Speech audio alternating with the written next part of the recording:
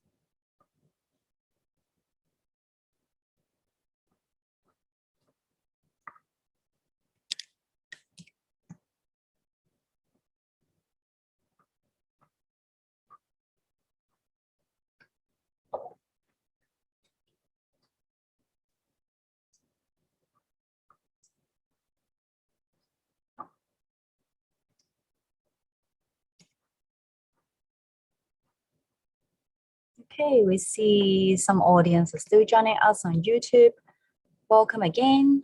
Our session will start in around 2 minutes time.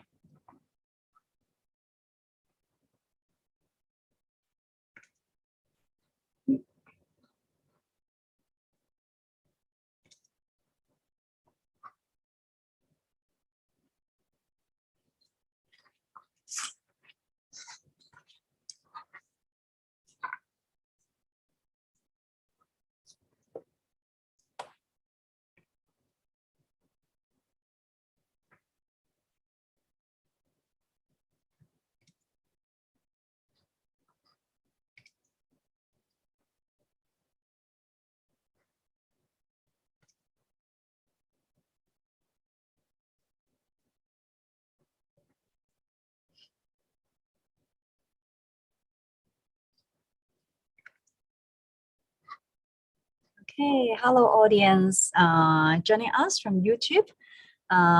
Good evening to you from Hong Kong. So this is Usilaner. I'm from the HKUST MBA programs. So today I have Christopher and Samay with me today. So let me share my screen now, just to make sure that audience on the line will be able to see my screen.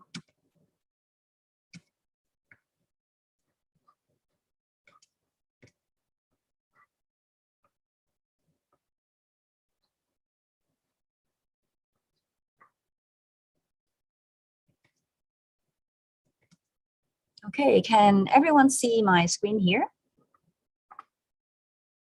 Okay, cool. So again, welcome you all for joining us at this information session together with Gmat Club. So let me go to the, this is today's agenda. Today we will have a strong focus on interacting with our speakers today and share with you some key information and preparations that you need if you want to ace your application with HKUST MBA.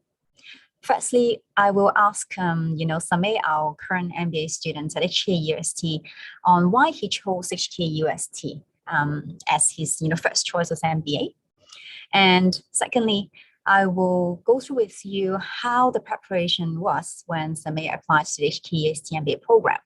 And of course, Christopher, as our senior consultant of the MBA program, he will share with you some very important information on the criteria and consideration that we make when we interview candidates.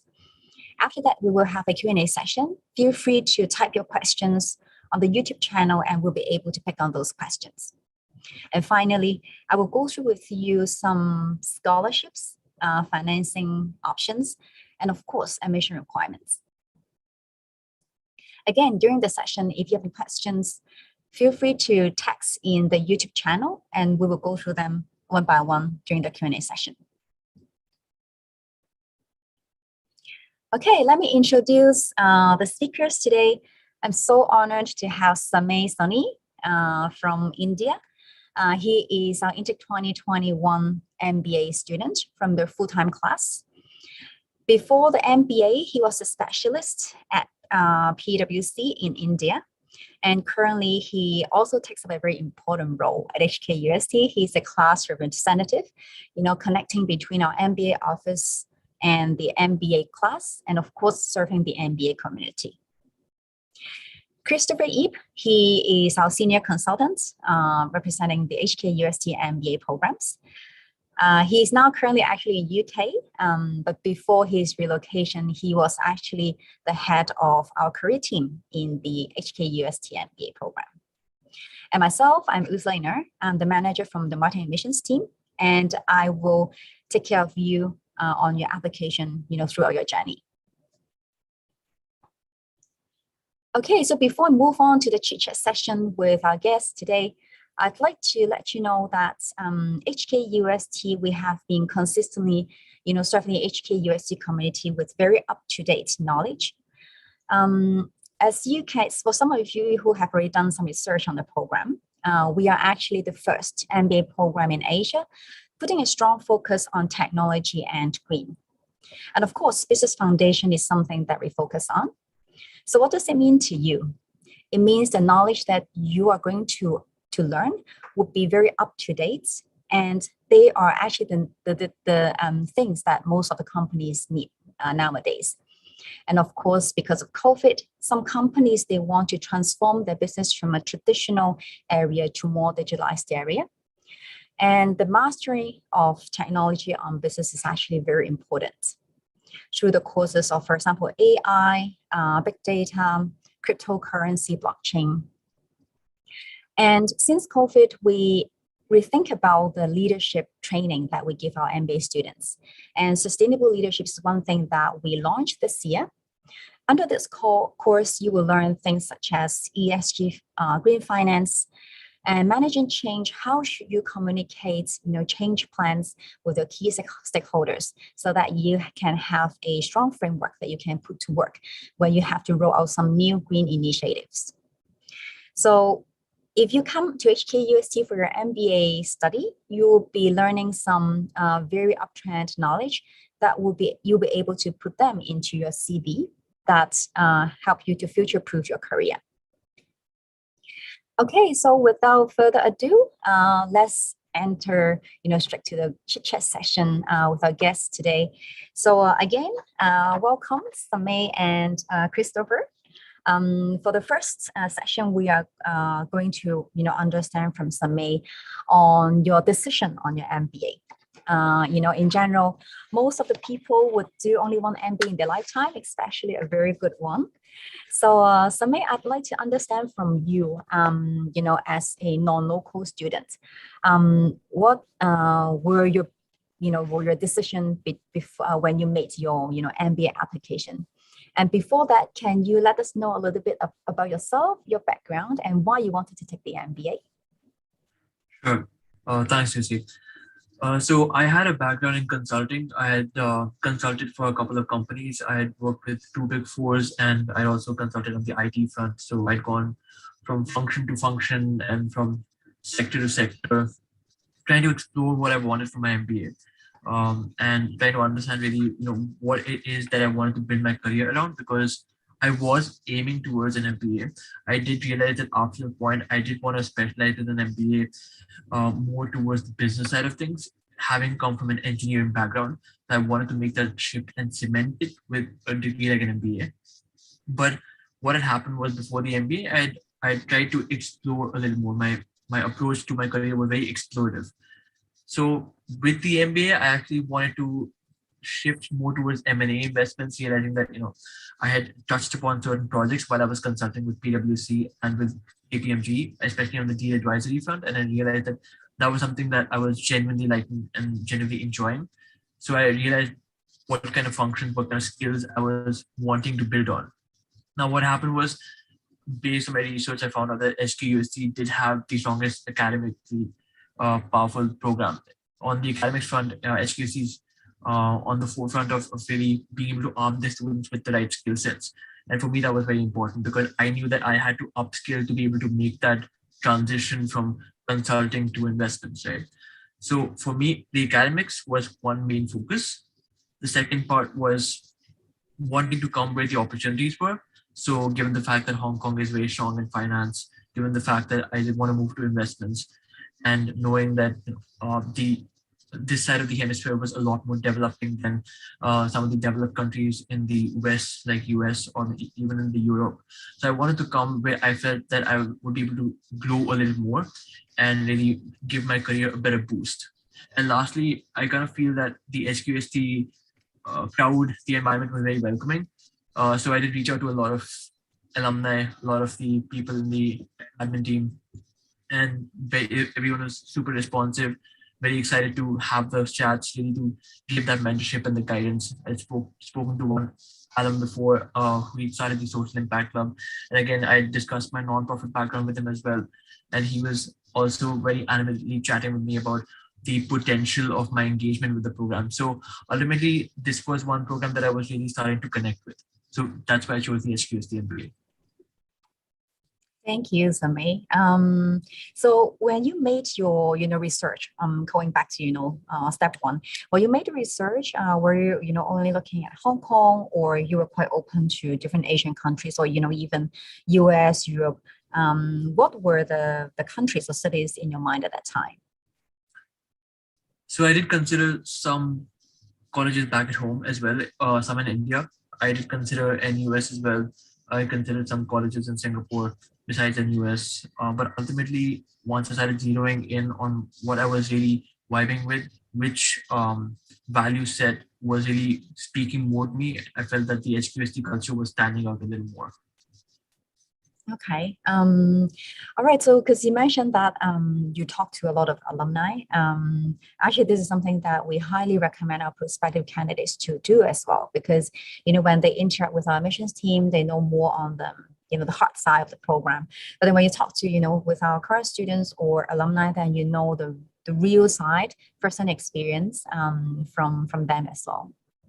Okay, so you were from consulting background, which is very professional, very specialized.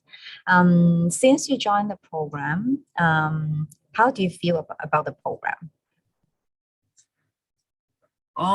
The MBA definitely has been an overwhelming experience in many ways. A lot of it has been positive. Some has been, again, it's taken me by surprise because there's a lot to do. There's so many events happening at any given point in time. So, especially at a class rep, also I have a responsibility towards so many people who are trying to engage with certain activities in the program, trying to reach out for certain things. So, as a liaison as well. So, the engagement is definitely maxed out. But I think over the last 4 to 5 months, I have personally been able to zero in on some of the things that I want to focus on, which is, I guess, generally what happens in an MBA program. You come in, you want to try your hand at everything, explore, understand what's out there, really see the entire set of options, and then start zeroing in on what you want from the program, what the program can do for you, really tailor your experience, which is the part of the program I'm in right now. Okay, thank you, Samay. So as I said, when people go for a good MBA, usually they only do, one MBA in their lifetime. So when people look at the MBA, they think about the ROI as well. So I think that's too soon to talk about your ROI because you're only few months into the program. But when you thought about, supporting your MBA study, I know that you received scholarship from our program, right?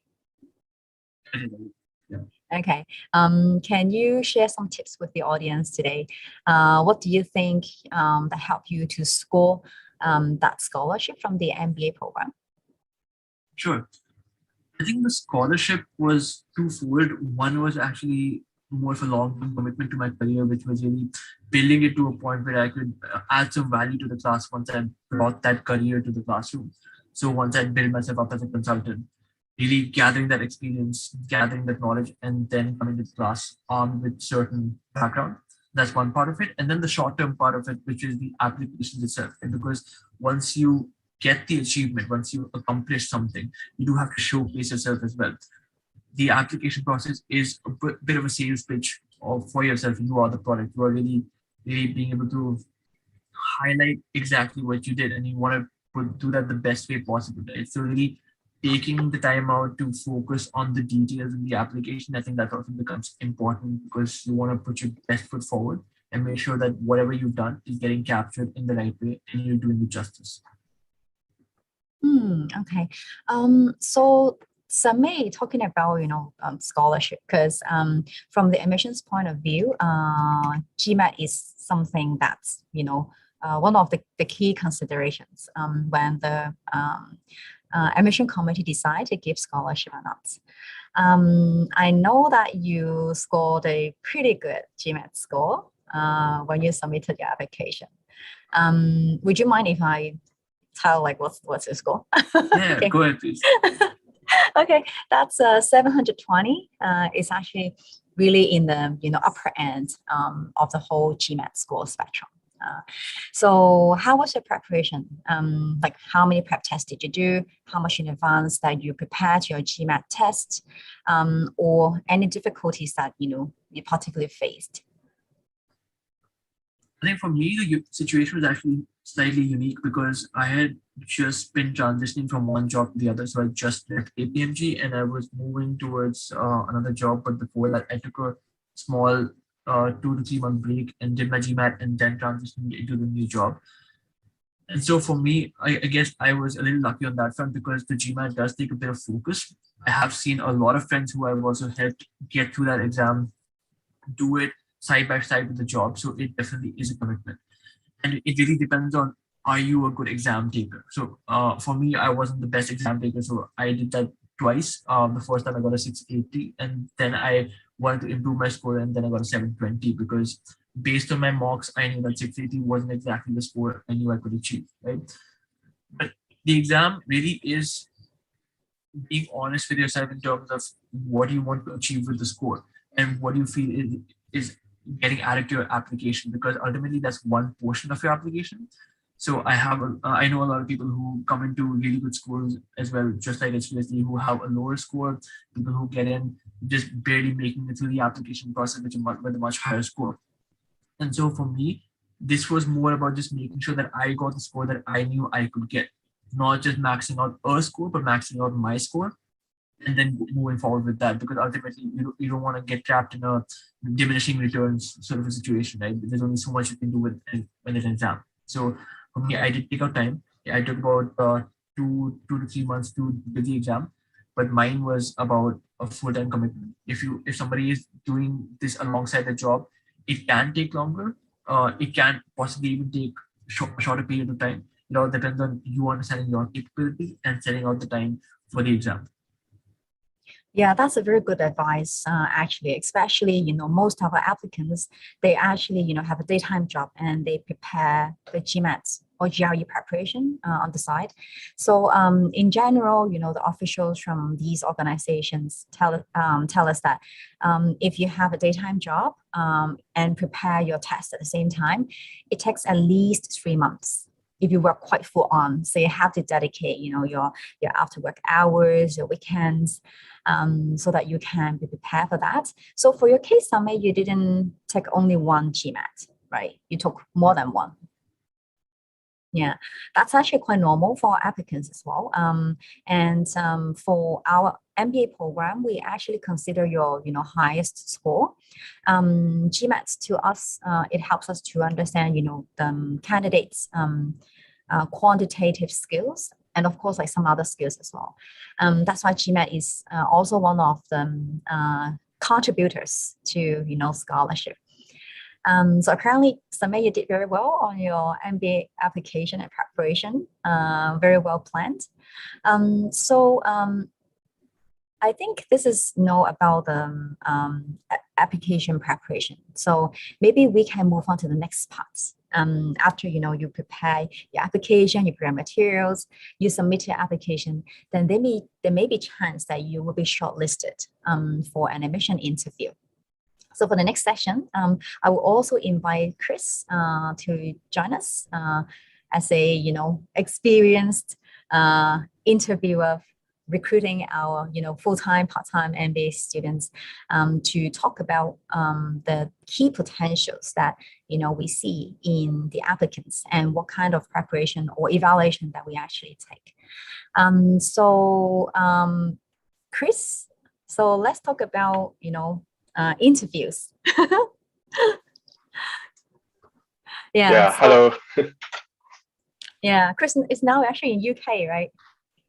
Yes, I'm based in the UK with a recent family relocation. But throughout 2018 to 2020, first I was with the career team as the director and career head of the career and alumni development. So, but for HKUST, I have a long history with the business school already. I've been there since 2012, so roughly 9 or 10 years already with the university. So throughout the years, I've met a lot of great MBA students, and eventually I was getting more involved in the admission process, in particular in the admission interviews. So having spoken with a lot of MBA students, you start deducing, a formula of, some best practice. I hope I can share with the candidates who are on this live today with us. Yeah, that would be great, Chris. We'd love to hear about your, secret formula that how you look at, MBA applicants. So I'm sure you have met, a lot of MBA applicants, applying to the HKUST MBA program. Can you, name some, preparations or presentations that actually impress you a lot? Because you meet a lot of them. Is there any particular cases that you think are quite impressive to you, in terms of the preparation, presentation? Is there anything that you can share with the audience tonight? Yeah, so I think, I also partner with a lot of faculties, like professors, and also, colleagues with our admission team or other departments. So basically, we always have, most of the time, 2 interviewers to meet with individual candidates, mostly through Zoom, but sometimes there will be face-to-face as well. But now I think Zoom is the prominent way of conducting admission in the field. When Usilaner asked about what's the most impressive one, I would say sometimes you do come across some candidates who instantly makes you think they've done a lot of preparation, customized the program.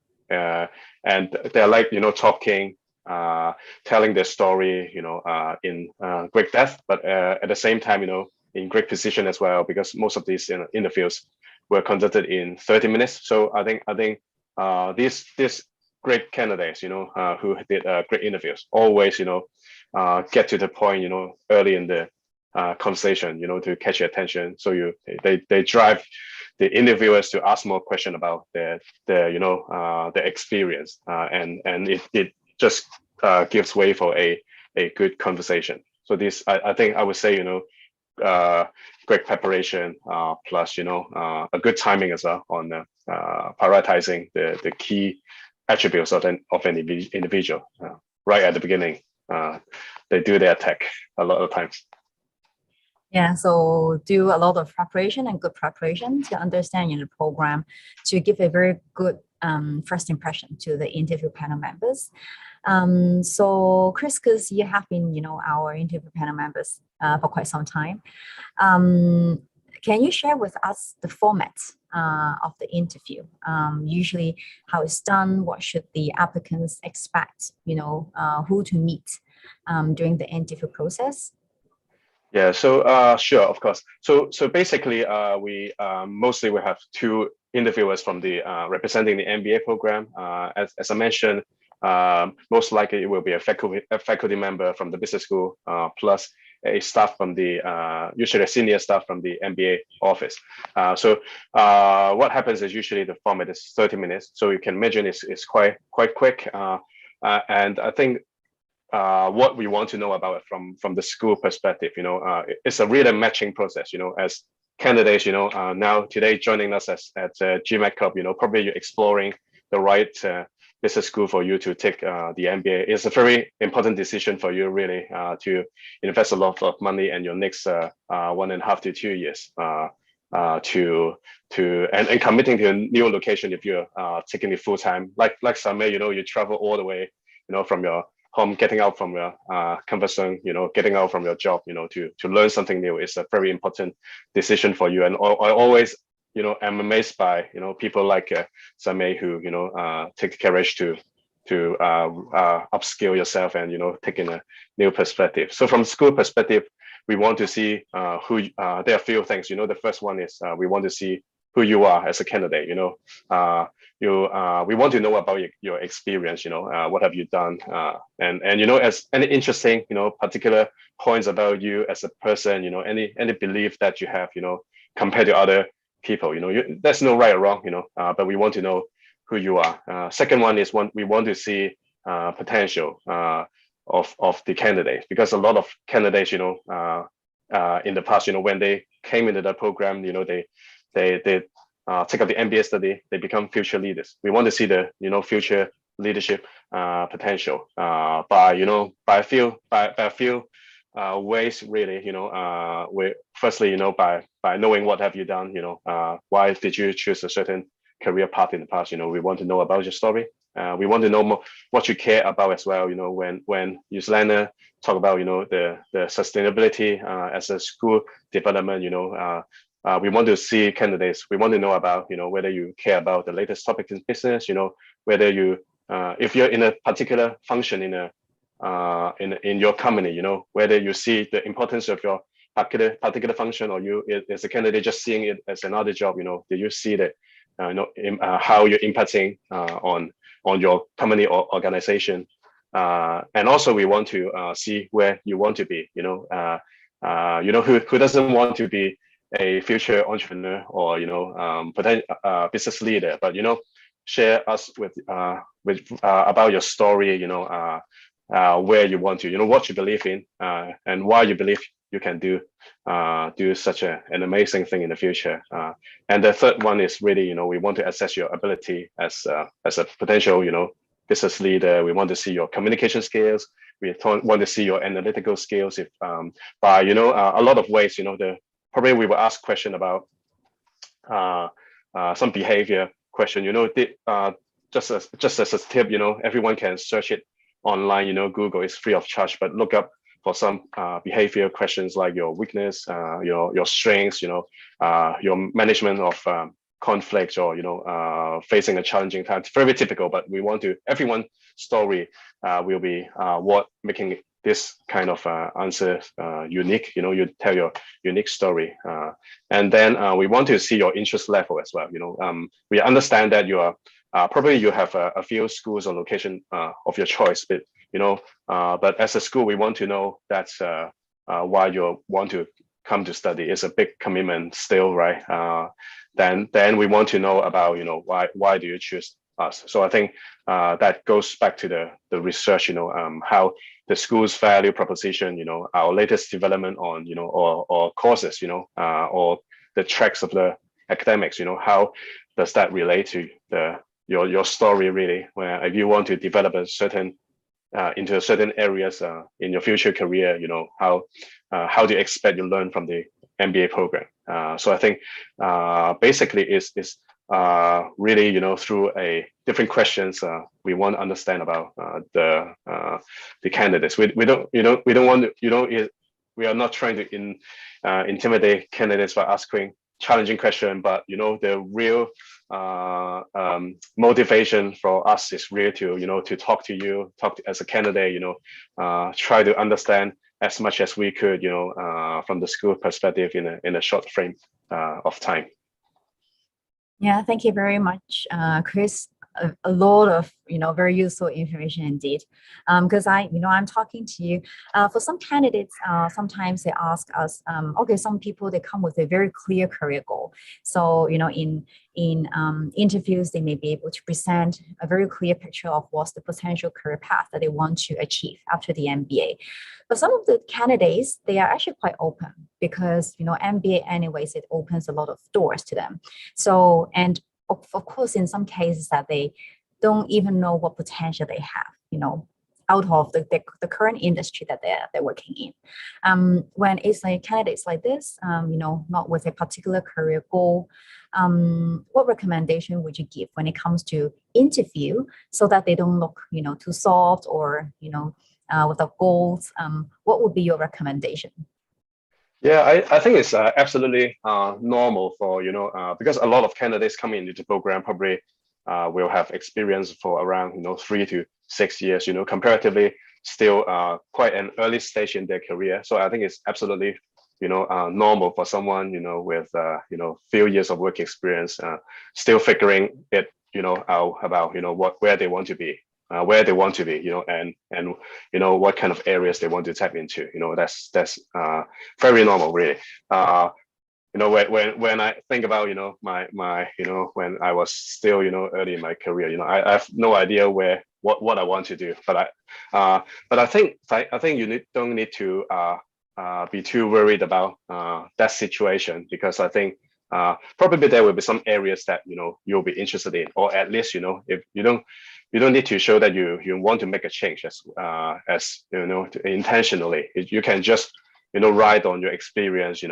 It's absolutely fine to follow your original career path, and then and then adding on the things that you're going to learn in the MBA program, and then join the career events here in Hong Kong as well. If you're interested in finding a job in Hong Kong, take your time, I would say, to explore. But as interviewers, we don't expect everyone to have a 100% clear picture. That's really abnormal for someone to have a very, very clear goal.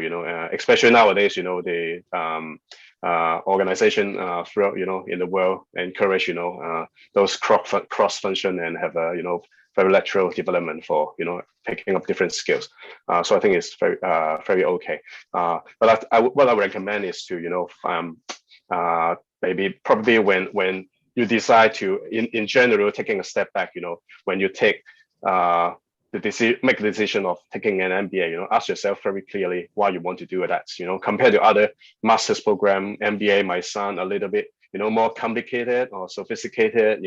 The name probably add a little bit of weight to when you apply for jobs as well. But I would think it's more important for you to talk to your most trusted friends or mentor, or your line manager at the company, or previous bosses, or trusted members of your family who hold a prominent position in any companies, for example, if anyone suitable for sharing their view on business, and start in getting some inspiration of what you want to do, and start probably some reading about business as well, get on some trends, how technology blockchain is applied to different businesses, and then try to relate that to your personal development plan. And then I think as an interviewer, I'm more interested to see someone who start having an open mind, but start looking into things and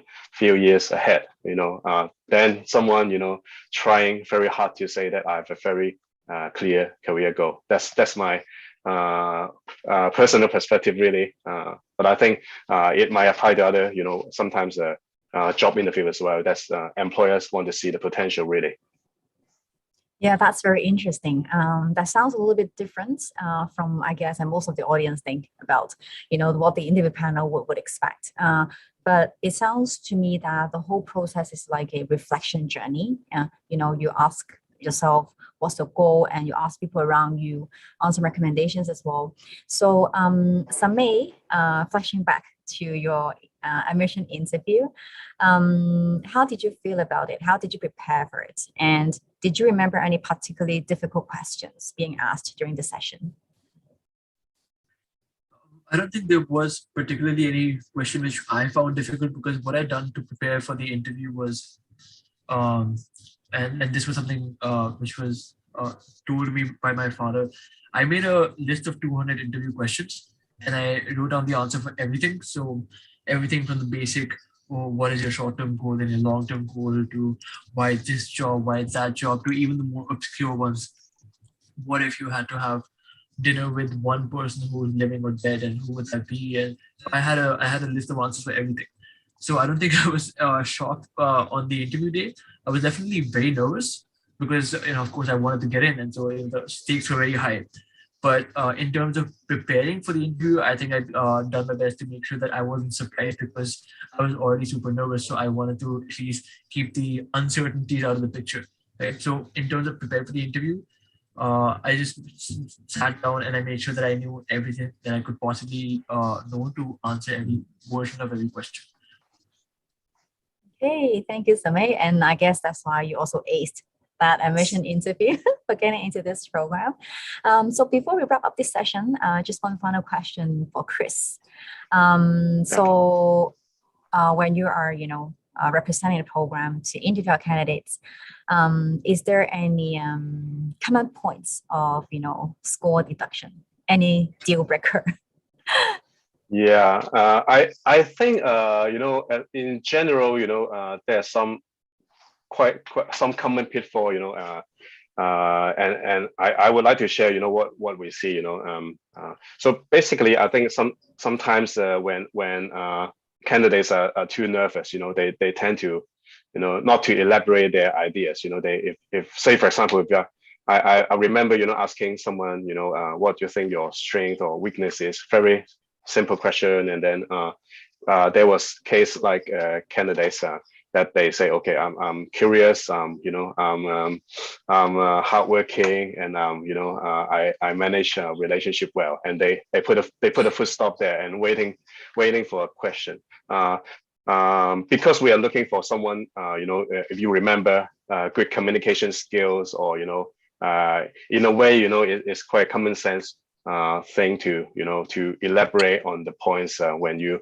are in a situation of interview, really. So I would say for example, if someone say I'm curious, then we want to know, okay, is there a project that you took on, did you see any discrepancy in data, or if it's a market research, a particular age group is not using such product, and then you start asking why, and and then you add value to the company that you're working for. So we want to hear more about how your attributes turn into results.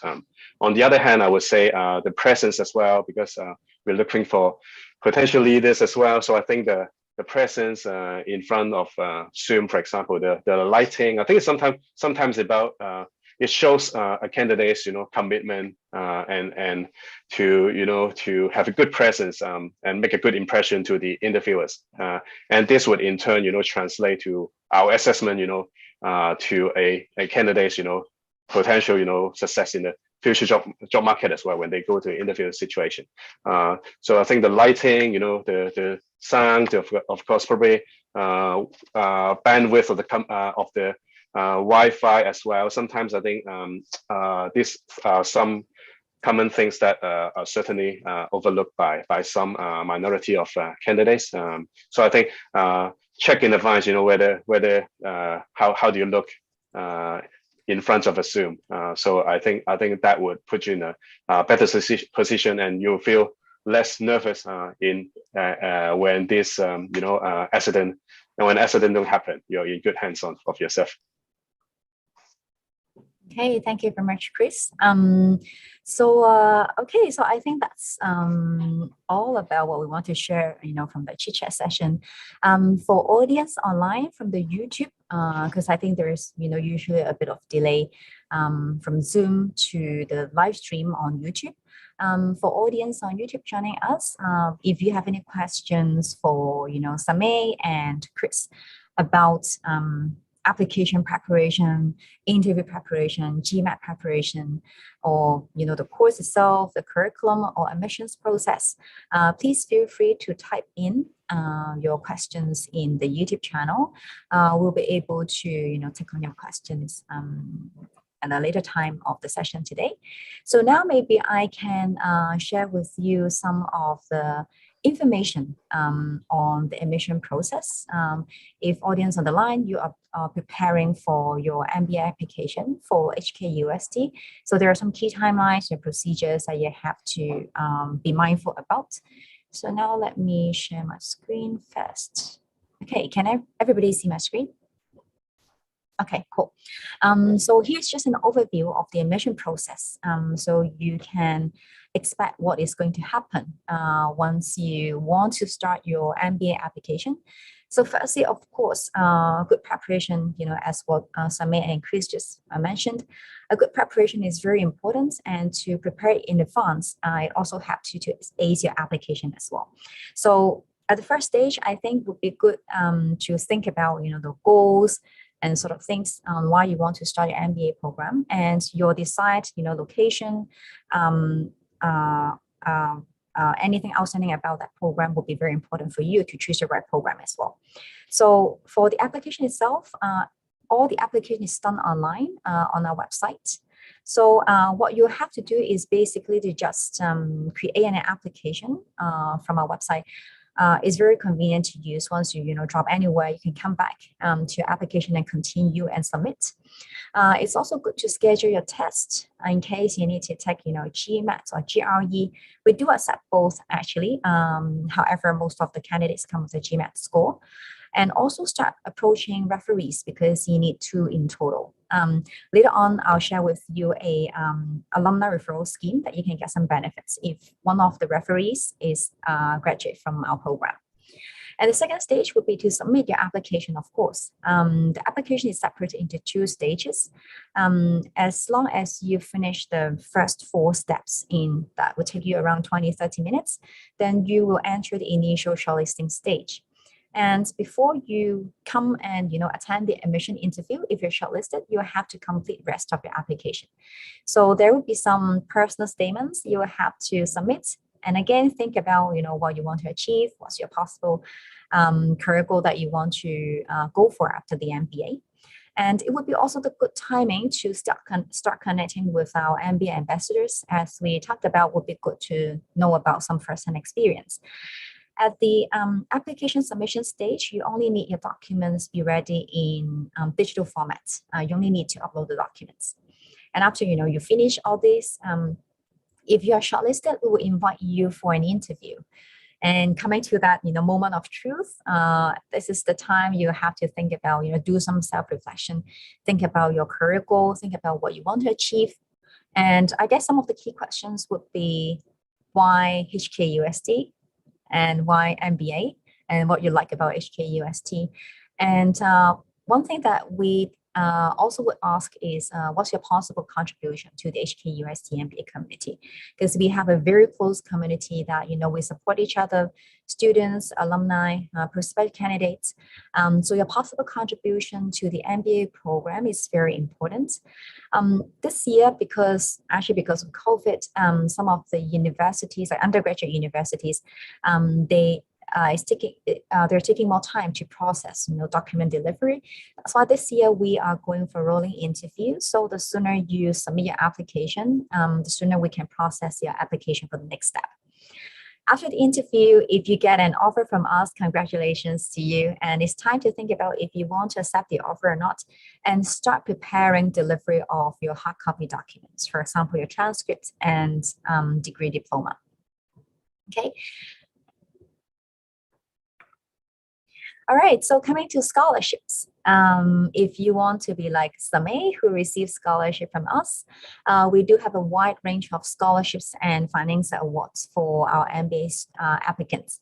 We have a merit scholarship that covers up to 100% of the tuition fee. Of course, that would be given to really outstanding candidates, including professional background, academic background, as I said, your possible contribution to the MBA community, Gmat Score is actually quite important. And of course, your interview performance. So if you want to get a good amount of scholarship to support your study, would worth it to prepare a better application for the MBA. Apart from this Murray Scholarship, we also have different financing awards that we hope to attract students from different professional background and cultural backgrounds. For example, we have Indian Professional Award, we have Women Award, we have consulting if you're currently working in consulting like what Samay did before. So basically, if you submit your application, you don't need to do anything extra to be considered for scholarships, because we automatically consider all applications for scholarships. So there's no additional step or no additional document that you will have to provide. Okay, the second financing scheme is Alumni Referral Scheme, which is HKUST MBA Community Succession Scheme. If you, as I said, you need 2 referees to support your application. If one of those referees is HKUST MBA or EMBA graduate, and he or she submit a reference form for you, then you'll be able to enjoy 3 benefits. The first one is application fee waiver. The second one is guaranteed admission interview, because usually this is on a shortlisted basis. And the third one is tuition fee reduction of 30,000 Hong Kong dollars. So please remember, if you want to, use this scheme, you'll have to indicate this before you submit your application, because after you submit your application, you can't really change it. So that referee needs to be a graduate. Okay, coming to admission requirements. So for full-time MBA program, bachelor's degree is mandatory, and you need to have at least 2 years of full-time work experience. As I said, GMAT or GRE, we accept either of them. And that score is actually mandatory, so you cannot skip any of those scores. And satisfactory IELTS or TOEFL score if your undergraduate was not done in English. So what you can do is you can check, your transcript. If it writes, medium of instruction is in English, then it's fine for you. Or if your university will be able to issue a letter of MOI, that will work as well. And after all, your ability to contribute to the MBA community is very valuable to us as well.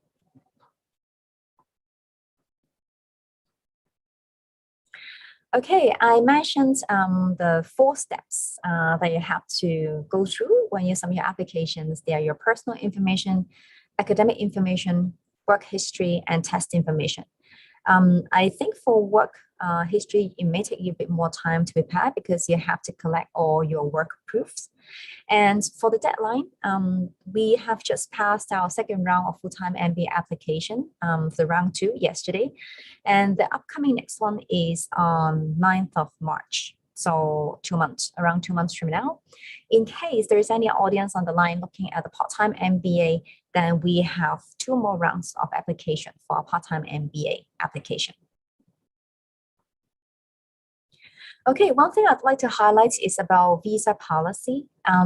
So Hong Kong has a highly flexible visa policy for international students. Basically, if you are a non-local, overseas students and you study full-time in Hong Kong, upon your graduation, you'll be able to apply for a visa that you can stay in Hong Kong for up to 12 months without any condition. This visa is called Eon Visa, that we call it in short. If you use this visa, you'll be able to stay in Hong Kong, to look for jobs, to take up on a new job, or you simply want to stay in Hong Kong and explore the city here. That's perfectly fine as well. So this is a highly flexible visa policy. If I'm sure like some of you are very concerned about what's next after graduation, and this visa is very, very convenient for our MBA graduates. Okay, we talked about interacting with our current students, alumni, to know more firsthand experience. On our website, we have a platform that you can chat instantly with our current MBA students. And on this screen, you can scan the QR code here. The top one is for full-time MBA program, that you'll be able to, look from the page and look for the, certain ambassador from the MBA program from a certain country or a certain background, that you'll be able to talk to him or her and ask about how the learning life here is, or maybe how the relocation was to Hong Kong. It's a very useful platform. I encourage you to make good use of it. Okay, before we move on to the Q&A and context, actually. So I invite you to join us at our upcoming 2 events. We have an online information session and a sample class on marketing on January 20th. So you can scan the code here to sign up, or if you go to our website under the event page, you'll be able to find the registration link as well. And another tool for you, if you want to talk with our student ambassadors, please scan the code here. There are a lot of sessions here. Our students are actually very, very supportive, and they're so happy to connect with our prospective MBA candidates. So if you don't find suitable sessions here, you can also sign up regular consultation with our MBA advisor on our website.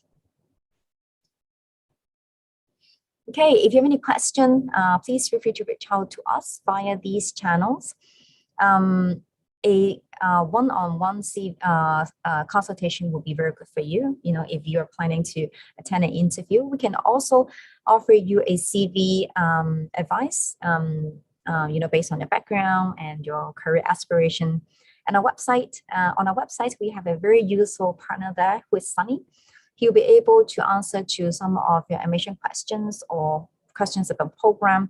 So these are the channels that you can reach out to us.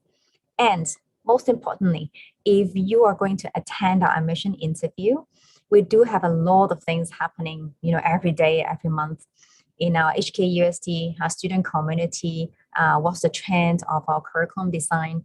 So get the most up-to-date information here via these channels. Please do follow us on these channels. Recently, we have released a new video with our new cartoon character who is Sunbeam.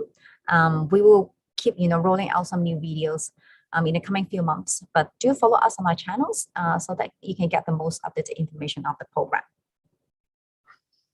Okay, so that's all about some very useful information on scholarships, awards, and admission requirements. Oh, I see quite a lot of questions from the YouTube. Okay, so okay. Is Gmat available in Bangladesh? Yes. So basically, you'll be, even for because of COVID, actually some of the countries, they open up online MBA test. So you'll be able to go on, the Gmat's website and see if online MBA test is available in your country. It's actually very easy. But do remember that if you take online Gmat test, it takes it longer for you to receive your official score report. So if you go for online test, please do allow more time to, for the result. Okay, what is the average Gmat of the school? That's a very good question. Thank you, Abhit. In general, for the range, that's between 580 to 720. That's the typical range. We do see some really good, Gmat scores coming in last year and this year. This year, we received an application from GRE. When we convert that to Gmat, that's 800. So full mark of Gmat. And last year, we had a student having a Gmat score 790. So really, really good Gmat score. However, if you fall into that range, that's basically quite safe. We do receive really strong applications from, India or Asia, and the average score is usually like around 650. If you score something like Samay, definitely that would be a good score. So don't worry, aim for 700, and it will help you to secure your MBA seat. Okay. Okay. If my application wasn't accepted in the first round, can I reapply in subsequent rounds? So well, each year we accept one application from one candidate. If you want to have a review on your interview results, you can definitely write to us with strong reasons on why you think you would deserve another chance to have a retake of the interview.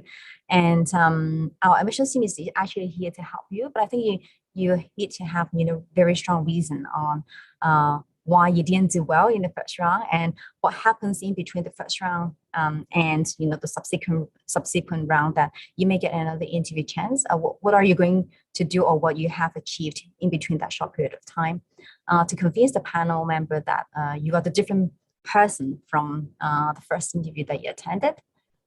Okay. Okay, so we have a question from Chun Yin Leung. Maybe that question I can divert it to Chris. So what do you think is the best time to do the MBA? So is it before they turn into a senior staff in the company, or is there any particular moment during the career path that you think, oh, that's a very good timing for doing an MBA? Yeah, definitely. I'll take this question because Chen Yin is also I'm the same Chinese name, so I definitely take this question. So basically, I think that's everyone will have a different answer, but I think in general, MBA is a highly practical program that we want students bring in some work experience, from your previous work, so you can discuss about situation. A lot of times it's about management, about finance, about marketing with your fellow classmate who bring in different perspective from various industry. So I think I think probably the right timing will be when you have some solid work experience and you start having your own view on things. Then I think you're ready for the MBA really. Because other factors, I think I would say it includes, financing as well. It varies for different everybody, and some people choose not to do MBA at a very early stage because they have quite a lot of heavy duties at the work as well. So I think the second factor apart from financing will be whether you can balance your work, and or if you think you're confident enough that you can stay in the industry, you have enough value within the job market, and decided to take the full-time program. We will provide career support, but at the end of the day, candidates need to go out to the job market again. So I think as long as you have that confidence, with the right financing, I think that will be put you in a good position. So that's a very general question, but I think I will leave that to the candidates to think about, and also feel free to talk to our admission officers. Probably we can give you some advice according to your personal situation. Yeah, definitely. Thank you very much, Chris. We have a question for Samay, which is actually sent by email to Gmat Club. So Samay, what are the additional expense incurred during the program? For example, living expense, club subscriptions, study tours. How much extra budget should the candidate plan for? Okay. So I want to talk about this question in two aspects. Some things which you might expect might be expensive but are not, and then the flip side, right? So one part of it is that Hong Kong is conventionally very expensive to stay in, but HKUST does give you an option to stay on campus for a year. So the cost is a lot more affordable. Traveling in Hong Kong is a lot more affordable. The public transport is really, really good. So honestly, if you have to get anywhere, and if you have more than 5 minutes, take the public transport, it is very cheap, very inexpensive. And so these kind of costs generally don't add up. And especially with the food options as well, if you're staying on campus, you have a lot of options to go for food, which is a lot more affordable than something you might get in the city. So these things are some things that won't add up. What can add up is your cost for any kind of personal plan that you have for when you come to the MBA. So for example, to do my own networking, I joined Toastmasters when I came to HKUST. I joined one or two other organizations. So any kind of subscription fee that I was paying for that. So anything that you have uniquely planned for Hong Kong or for HKUST, which you feel is outside of what the university could give you a heads up on, that would be a cost that you want to budget for. And additionally, you want to make sure that you want to keep some time, keep some money aside again for individual networking as well. And that just necessarily does not have to only pertain to people you meeting from the industry. It can also be with your cohort. So spending time with the cohort and just going out and just spending time just letting your hair down and just stepping away from the program for a bit. I think that's also something you want to budget for. But the costs aren't that high. Okay, thank you very much, Samay. Okay, now Samay is on our campus. Okay, and we received another question from email as well. That is for Samay. How the HKUST MBA changed your perception about business? Because apparently, you were from consulting background, and any memorable experience that you want to share with the audience? Yeah. So in terms of business, I think I was sort of more in tune with what generally is the ground reality, but I think HKUST sort of opened me up to more of learning about myself. There were certain experiences that I had which were very revelatory. So there was 1 week where we had this internal case competition which we organized, and we organized it so that we could decide who could go for which external case competition. Just a little bit of friendly bout just to make sure that we keep things competitive.